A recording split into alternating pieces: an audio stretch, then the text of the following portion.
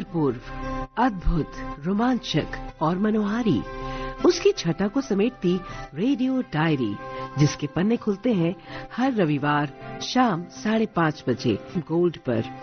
पूर्वोत्तर डायरी। सभी श्रोताओं को नमस्कार। पूर्वोत्तर डायरी के इस नए अंक में आप सभी का स्वागत है। हर रविवार शाम 5:30 बजे इस कार्यक्रम में हम मिलते हैं और पूर्वोत्तर राज्यों की झलक आपके लिए लेकर आते हैं। आज फिर इस कार्यक्रम में हम पूर्वोत्तर राज्यों की रंगारंग संस्कृति से आपको परिचित करवाने के लिए हम उपस्थित हैं। आपके साथ मैं हूं कमल कुमार प्रजापति। पूर्वोत्तर डायरी। श्रोताओं, कार्यक्रम की शुरुआत में हम आपको लिए चलते हैं नागालैंड। नागालैंड का जियोलॉजिकल पार्क 2008 में स्थापित हुआ था और आज ये राज्य का एक सबसे बड़ा जियोलॉजिकल पार्क है और इस पार्क की पर्यावरण संरक्षण के मामले में बहुत बड़ी भूमिका है। साथ ही इको टूरिज्म के लिहाज से भी ये बड़ा महत्वपूर्ण क्षेत्र है। इसके साथ ही पर्यावरण से जुड़ी हुई शिक्षा के मामले में भी ये एक अहम केंद्र है। पूर्वोत्तर भारत के जो अभयारण्य हैं, जियोलॉजिकल पार्क्स हैं, वो यहाँ की जैव विविधता को कायम रखने में अपनी महत्वपूर्ण भूमिका तो निभा रहे हैं। इसी मामले में नागालैंड का भी ये पार्क बहुत महत्वपूर्ण है और देश दुनिया से पर्यटक और प्रकृति प्रेमी इस पार्क में विभिन्न जीव जंतुओं को देखने के लिए आते हैं। तो आइए हमारे संवाददाता की ये खास रिपोर्ट इस विषय पर सुनते हैं।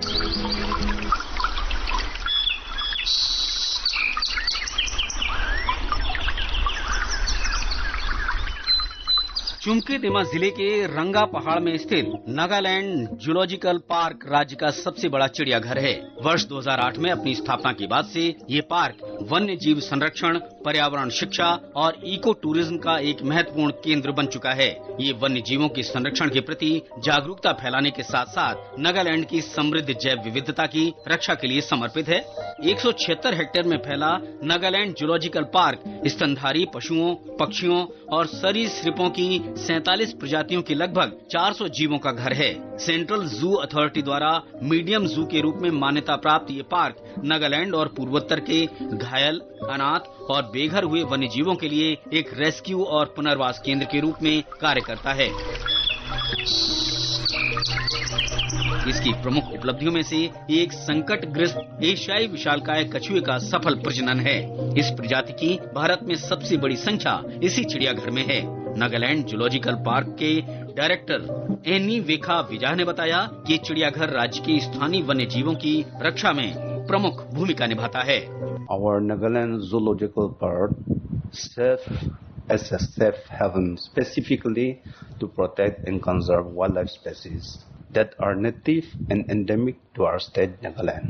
Our zoo also rehabilitates species that are facing population decline, providing them with a secure environment for recovery. Our zoo also functions as a dedicated ex situ conservation center, focusing on the preservation of fauna of our state and as a whole of Northeast India region. Our zoo initiates and manages captive breeding programs for endangered species to help boost their populations and prevent extinction.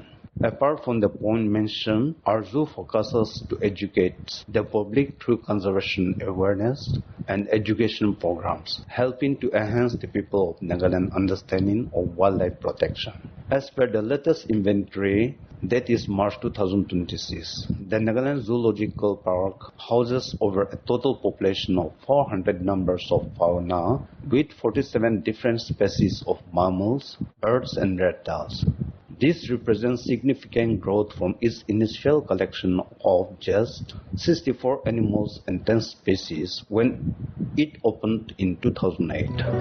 Park ने पर्यावरण की सुरक्षा और plastic प्रदूषण को कम करने के लिए कई हरित पहल भी शुरू की हैं, जिसके तहत पूरे चिड़ियाघर को पॉलीथीन फ्री जोन घोषित किया गया है। To promote environmental sustainability and make Nagaland Zoological Park more eco-friendly, several green initiatives have been implemented. A complete ban on single-use plastics have been enforced within the zoo premises, and visitors are required to deposit disposable plastic items, including food packages, at the entrance gate before entering the park.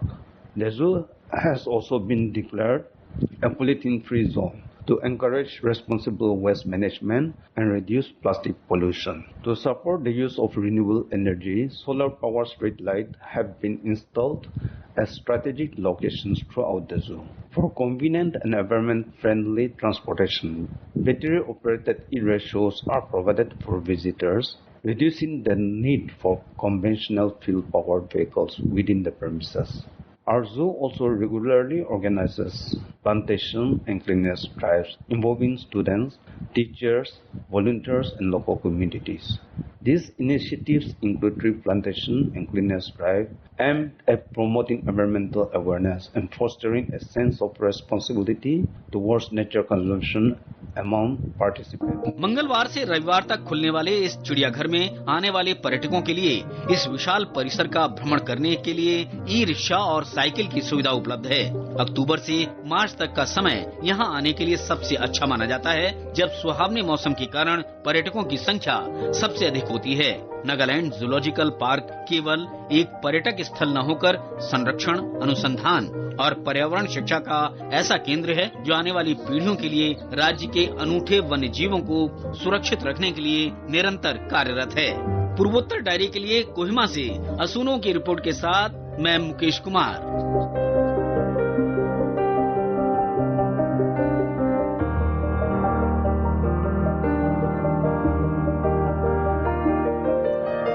तो अब हमारा सफर चल पड़ा है नागालैंड से त्रिपुरा की ओर। त्रिपुरा इन दिनों निवेश के मामले में एक उभरता हुआ राज्य बन रहा है और बीते दिनों 2 दिवसीय डेस्टिनेशन त्रिपुरा बिजनेस कॉन्क्लेव की सफल समाप्ति इसका बहुत बड़ा उदाहरण है। और इस कॉन्क्लेव में उद्योगपति, नीति निर्माता और विभिन्न क्षेत्रों से आए लोगों ने बढ़ चढ़कर हिस्सा लिया और ये इस बात का प्रमाण है कि किस तरह से त्रिपुरा निवेश को आकर्षित कर रहा है और उद्योगों को आकर्षित करके राज्य में न सिर्फ रोजगार के अवसरों को प्रोत्साहित कर रहा है, बल्कि इससे वहां के उद्यमियों और युवाओं के लिए भी नए अवसर खुल रहे हैं। तो आइए हमारे संवाददाता की ये खास रिपोर्ट सुनते हैं।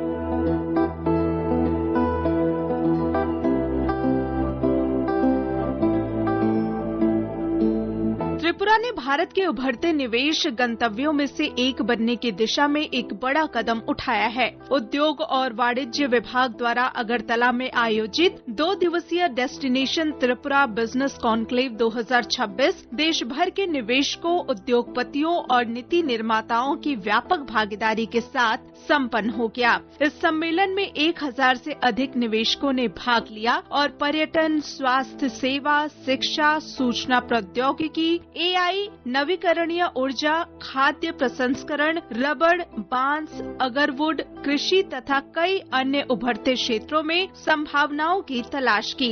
सम्मेलन का उद्घाटन मुख्यमंत्री डॉक्टर माणिक साहा ने किया। उन्होंने पारदर्शी शासन, नीतिगत सुधारों और बुनियादी ढांचे के विकास के माध्यम से राज्य में निवेश के अनुकूल वातावरण तैयार करने के अपने दृष्टिकोण को रेखांकित किया। Now the time is ripe for private investment to take benefit of robust infrastructure and natural resources. That is why we have organized this investment summit on a large scale with the participation by more than 45 departments and organizations of the state and central governments. I am thankful to the donor minister, Sri Scindia ji, for gracing this business conclave. The business conclave has brought together about 1200 business leaders, promoters, industrialists and entrepreneurs to build एक त्रिपुरा श्रेष्ठ त्रिपुरा। सम्मेलन में क्षेत्र विशिष्ट चर्चाएं, उद्योगपतियों और सरकार के बीच बैठकें तथा निवेशकों और वरिष्ठ सरकारी अधिकारियों के बीच प्रत्यक्ष बातचीत आयोजित की गई। इन सत्रों में त्रिपुरा की निवेश अनुकूल नीतियों, सरलीकृत व्यापार प्रक्रियाओं और एक पारदर्शी एवं कुशल व्यावसायिक वातावरण बनाने की राज्य सरकार की प्रतिबद्धता को उजागर किया गया। इस सम्मेलन का एक प्रमुख आकर्षण नियमों के सरलीकरण और अनुपालन बोझ को कम करने पर जोर देना रहा। भारत सरकार और त्रिपुरा सरकार के वरिष्ठ अधिकारियों ने रेखांकित किया कि आसान प्रक्रियाओं, डिजिटल शासन और त्वरित स्वीकृतियों से अधिक निजी निवेश आकर्षित करने में मदद मिलेगी। कार्यक्रम के दौरान लगभग 300 सहमति पत्रों और निवेश प्रस्तावों पर हस्ताक्षर किए गए या उन्हें प्रस्तुत किया गया, जिनका अनुमानित मूल्य 90,000 करोड़ रुपए से अधिक है। देश विदेश की कई प्रमुख कंपनियों ने भी विभिन्न क्षेत्रों में त्रिपुरा में निवेश करने में रुचि व्यक्त की है। व्यापारिक सुधारों को लागू करने और व्यापार सुगमता में सुधार के लिए राज्य की प्रगति पर प्रकाश डालते हुए त्रिपुरा की उद्योग एवं वाणिज्य मंत्री संताना चकमा ने कहा, यह आयोजन साझेदारी के माध्यम से एक उज्जवल भविष्य के निर्माण और विश्वास का प्रतीक है। Our government has made doing business easier through the Swagat single window system, faster approvals, business-friendly policies and transparent governance. We are creating a strong and investor-friendly environment. Tripura is blessed with rich natural resources such as rubber, bamboo, tree, agar, natural gas and our famous queen pineapple. We also offer excellent opportunities in tourism, healthcare, IT, logistics, manufacturing, renewable energy and food processing. With a strong government support, attractive incentives and a strategic location, Tripura is ready to establish itself as the investment destination gateway in north east India. सम्मेलन में बुनियादी ढांचे, कुशल जनशक्ति और दक्षिण पूर्व Asia के साथ त्रिपुरा की रणनीतिक कनेक्टिविटी के क्षेत्र में बढ़ती क्षमताओं को भी प्रदर्शित किया गया।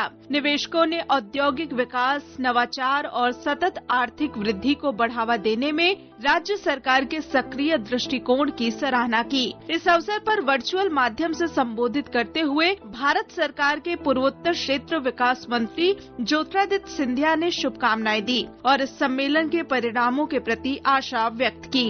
I bring with me the emotions and the voice of our beloved Prime Minister Shri Narendra Modi ji. It's a privilege today to partner Tripura in this remarkable growth journey that Tripura has embarked upon over the last decade. It's a transformational process in which Tripura has today become a strategic pillar for not only the Northeast but a strategic pillar in India's journey towards Viksit Bharat. निवेशकों और उद्योगपतियों की यह उत्साही भागीदारी त्रिपुरा की आर्थिक क्षमताओं और पूर्वोत्तर में एक पसंदीदा निवेश गंतव्य के रूप में इसके उभरने के प्रति बढ़ते विश्वास को दर्शाती है। निवेशकों की मजबूत भागीदारी, बड़े निवेश प्रस्तावों और राज्य के व्यावसायिक वातावरण में बढ़े विश्वास के साथ डेस्टिनेशन त्रिपुरा बिजनेस कॉन्क्लेव 2026 ने औद्योगिक विकास और आर्थिक बदलाव की एक मजबूत नींव रखी है। त्रिपुरा सरकार ने सतत विकास, नवाचार और निवेश आधारित प्रगति के माध्यम से उन्नत त्रिपुरा के संकल्प को साकार करने की अपनी प्रतिबद्धता दोहराई है। पूर्वोत्तर डायरी के लिए अगरतला से सुमन भट्टाचार्य जी की रिपोर्ट के साथ मैं करिश्मा राय।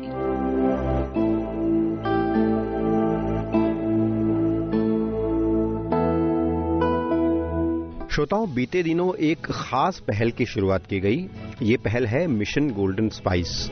आप नाम से ही समझ चुके होंगे कि ये मसालों से जुड़ी हुई कोई योजना है।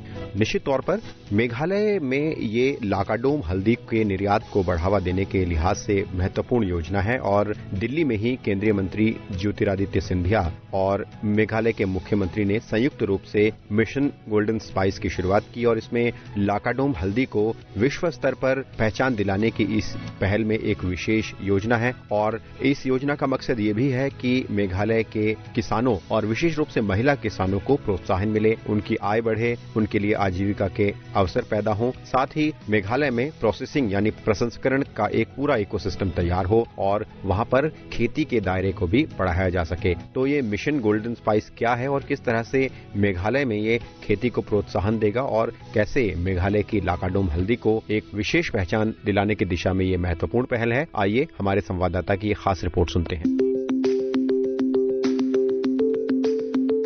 मिशन गोल्डन स्पाइस का शुभारंभ नई दिल्ली में केंद्रीय पूर्वोत्तर क्षेत्र विकास मंत्री ज्योतिरादित्य सिंधिया ने मुख्यमंत्री कॉनरॉड के संगमा और अन्य गणमान्य व्यक्तियों की उपस्थिति में किया। इस पहल को परिवर्तनकारी बताते हुए केंद्रीय मंत्री सिंधिया ने कहा कि ये मिशन मेघालय को भौगोलिक संकेत यानी जीआई टैग प्राप्त प्रीमियम लाकाडोंग हल्दी के वैश्विक केंद्र के रूप में स्थापित करेगा। उन्होंने कहा कि परियोजना का उद्देश्य किसानों की आय दोगुनी करना, खेती का विस्तार करना और राज्य के इस प्रमुख उत्पाद को अंतर्राष्ट्रीय बाजारों तक पहुंचाना है। उन्होंने इस बात पर भी जोर दिया कि इससे लाभान्वित होने वाले लगभग 17,500 किसानों में से करीब 99% महिलाएं हैं। मुख्यमंत्री कॉनरॉड के संगमा ने कहा कि ये मिशन केवल उत्पादन पर ध्यान केंद्रित करने के बजाय एक पूर्ण कृषि मूल्य श्रृंखला बनाने की सरकार की नीति को दर्शाता है। उन्होंने कहा कि ये पहल प्रौद्योगिकी, वित्त और बाजारों तक पहुंच को मजबूत करेगी, साथ ही राज्य के भीतर अधिक मूल्य संवर्धन का निर्माण करेगी और हजारों किसान परिवारों की आजीविका में सुधार लाएगी। मिशन लाकाडोंग के परियोजना अधिकारी डिमांडसन लिंगदोह ने बताया कि मिशन के लिए जमीनी स्तर पर कार्य पहले ही शुरू हो चुका है। केंद्रीयकृत जैविक प्रसंस्करण इकाई के लिए भूमि का अधिग्रहण कर लिया गया है, जबकि खेती के क्षेत्र विस्तार के लिए किसानों का पंजीकरण और किसान उत्पादक संगठनों की पहचान का काम प्रगति पर है। उन्होंने कहा कि वर्ष 2030 तक लाकाडोंग हल्दी की खेती को 2,500 हेक्टेयर से बढ़ाकर 7,000 हेक्टेयर किया जाएगा। इसके तहत किसानों को रोपण सामग्री, जैविक खाद और कीटनाशक, जैविक प्रमाणीकरण में सहायता तथा उन्नत खेती के तरीकों का प्रशिक्षण निःशुल्क प्रदान किया जाएगा। उन्होंने कहा कि बेहतर प्रसंस्करण सुविधाओं, करक्यूमिन निष्कर्षण और मजबूत निर्यात संपर्कों से मांग में वृद्धि होने की उम्मीद है। इससे ताजा लाकाडोंग हल्दी के लिए 80 रुपए प्रति किलोग्राम का लक्ष्य मूल्य प्राप्त करने में मदद मिलेगी।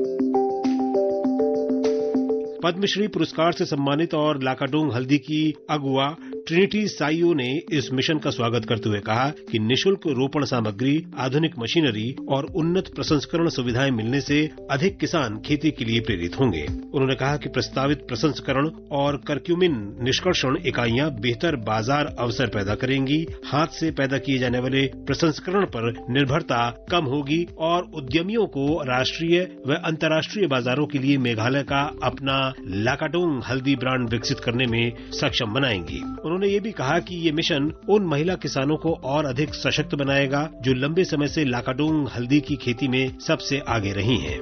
खेती, प्रसंस्करण, मूल्य संवर्धन और निर्यात में निवेश के साथ मिशन गोल्डन स्पाइस से प्रीमियम लाकाडोंग हल्दी के केंद्र के रूप में मेघालय की स्थिति और मजबूत होने की संभावना है।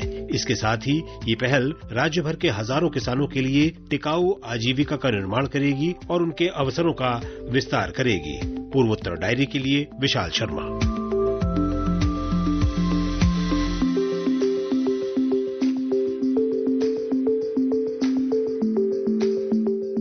श्रोताओं, अब हम रुख करते हैं सिक्किम का। आप सभी जानते हैं कि कला प्रतिभा प्रदर्शन का एक महत्वपूर्ण माध्यम होती है, लेकिन कला से किसी के अंदर आत्मविश्वास को भी जगाया जा सकता है। इसका उदाहरण प्रस्तुत किया है सिक्किम के पाक्योंग जिला प्रशासन ने। दरअसल पाक्योंग जिला प्रशासन ने वहां के रिहैबिलिटेशन सेंटर्स यानी पुनर्वास केंद्रों में रह रहे लोगों के लिए एक विशेष पहल की है, जिससे उनके आत्मविश्वास को बढ़ाया जा सके, उनके लिए रोजगार के अवसर पैदा किए जा सके और साथ ही साथ उनकी मानसिक मजबूती भी सुनिश्चित की जा सके। इस पहल के तहत ऐसे लोगों को मंगा आर्ट से जोड़ा जा रहा है और इस कला से जुड़ने के बाद वहां रह रहे लोगों के बीच नए आत्मविश्वास का संचार हुआ है। तो आइए हमारे संवाददाता की एक खास रिपोर्ट सुनते हैं।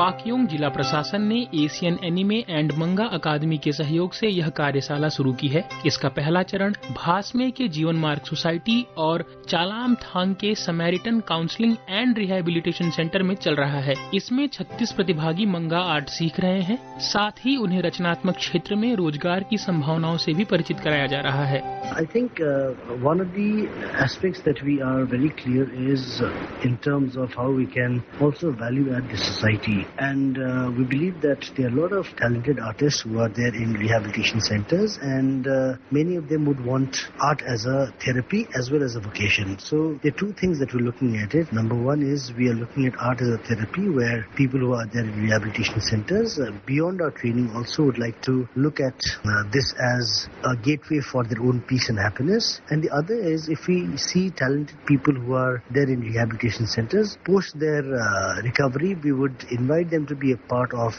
Studio Amar, either through projects or through full time. So this is our small way of contributing towards the betterment of the society also. यह कार्यशाला 22 जुलाई से शुरू होकर 4 अगस्त तक चलेगी। जिला प्रशासन का कहना है कि यह कार्यक्रम लोगों को मानसिक रूप से मजबूत बनाने, नई कला सिखाने और आत्मनिर्भर जीवन की ओर बढ़ाने का प्रयास है। मैं नाग चटर्जी की रिपोर्ट के साथ पूर्वोत्तर डायरी के लिए मैं अनिकेत, आकाशवाणी समाचार।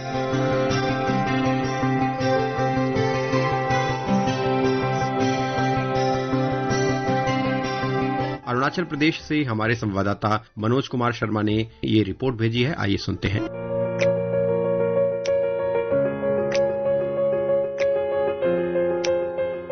अरुणाचल प्रदेश के राज्यपाल लेफ्टिनेंट जनरल केटी पारनाइक रिटायर्ड ने विकसित भारत के लिए नशा मुक्त युवा विषय पर आयोजित वर्चुअल सम्मेलन को संबोधित करते हुए कहा कि शैक्षणिक संस्थानों, परिवारों, स्वास्थ्य कर्मियों, कानून प्रवर्तन एजेंसियों तथा नागरिक समाज ने नशा मुक्त युवा के निर्माण के लिए मिलकर कार्य करने का आह्वान किया। उन्होंने कहा है कि नशे के विरुद्ध लड़ाई की शुरुआत प्रत्येक व्यक्ति से होनी चाहिए और इसे जन आंदोलन का रूप दिया जाना चाहिए। इस सम्मेलन में सरकारी एवं निजी विश्वविद्यालयों के कुलपति, स्वास्थ्य, शिक्षा, खेल एवं युवा मामले, सामाजिक न्याय एवं अधिकारिता तथा जनजातीय मामलों के विभागों के वरिष्ठ अधिकारी, उपायुक्त, पुलिस अधीक्षक तथा रेड क्रॉस के स्वयंसेवक शामिल हुए।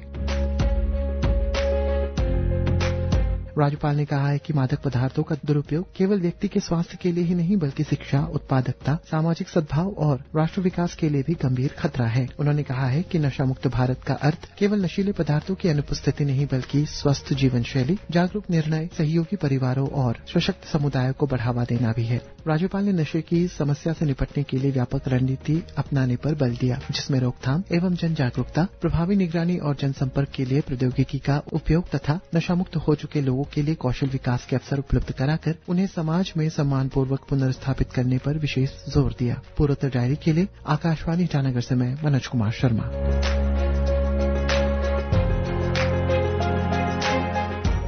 श्रोताओं, अब हम वापस आपको त्रिपुरा लिए चल रहे हैं। त्रिपुरा में एक और विशेष पहल की आज हम बात करने जा रहे हैं। वहां महिलाओं को आत्मनिर्भर बनाने की दिशा में त्रिपुरा ग्रामीण आजीविका मिशन की बड़ी महत्वपूर्ण भूमिका है और इस आजीविका मिशन पहल से ग्रामीण महिलाओं और विशेष तौर पर स्वयं सहायता समूहों को सशक्त किया जा रहा है। और ऐसे में एक विशेष पहल है जिसमें महिलाओं को जूट शिल्प के माध्यम से उन्हें आत्मनिर्भर बनाया जा रहा है, उनके लिए आजीविका के अवसर खोले जा रहे हैं। तो विस्तार से हमारे संवाददाता की इस रिपोर्ट में सुनते हैं।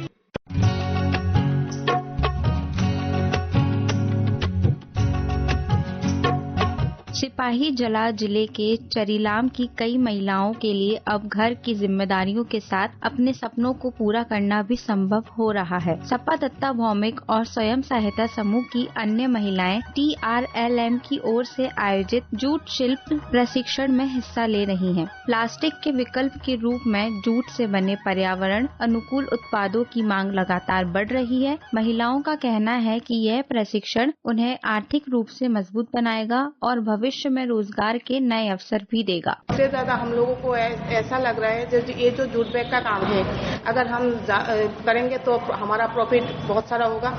और जो हमारे नरेंद्र मोदी जी चाहते हैं कि हर कोई महिला अपने आप स्वनिर्भर हो, तो अगर हर कोई ऐसे जूट बैग बनाए और जो डोरमेट है वो बनाए तो उन लोगों का भी बहुत प्रॉफिट होगा। मास्टर ट्रेनर अनामिका विश्वास के मार्गदर्शन में महिलाओं जूट से बैग, पाउच, फूलदान, सजावटी सामान और घर की सजावट की कई वस्तुएं बनाना सीख रही हैं। इस पहल का उद्देश्य महिलाओं को बाजार की जरूरत के अनुसार तैयार करना है। योजना है कि इन उत्पादों की ऑनलाइन बिक्री की जाए और चरीलाम में एक उत्पादन केंद्र भी स्थापित किया जाए। यह जानकारी TRLM के समन्वयक पिंटू भौमिक ने दी। जूट के जो तैयार होता है, जो विभिन्न अलग अलग प्रोडक्ट, उसका ट्रेनिंग का रिक्वायरमेंट था, तो उसके हिसाब से हम लोग एक ट्रेनिंग कंडक्ट किया है यहाँ पर। और इसमें 30 SCG मेंबर है, इसके अंदर ट्रेनिंग कर रहे हैं। इसके अंदर जो प्रोडक्ट तैयार कर रहे हैं, इसके jute bag, file cover, Paposh, ऐसा बहुत सारा प्रोडक्ट है। तो इसका करने का मकसद है कि एक्चुअली जो दीदी लोग इसके अंदर आकर वो लोग आत्मनिर्भर बने, स्वनिर्भर बने। और हमारा जो TRLM की तरफ से एक जो प्लानिंग है जो हमने आगे कर ट्रेनिंग के बाद हम लोग एक यूनिट बनाएंगे।